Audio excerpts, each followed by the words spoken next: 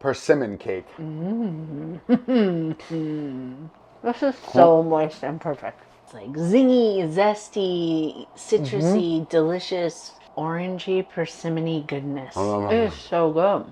Persimmons come in two major varieties, flat fuyus or tall hachayas. Make sure they're ripe, remove the tops, cut them into cubes, and into a blender.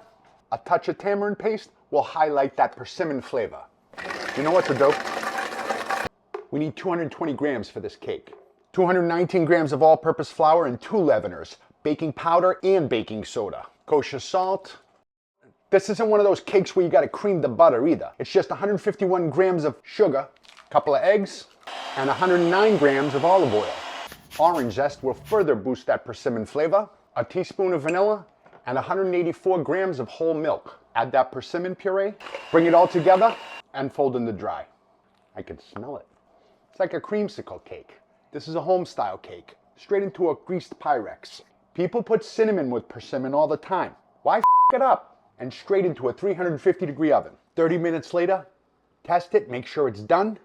It is. And let it rest before you frost it. The frosting starts by whipping unsalted butter, 172 grams of powdered sugar, more orange zest, and some of that orange juice. Bring that together, and that's your frosting. It's so good.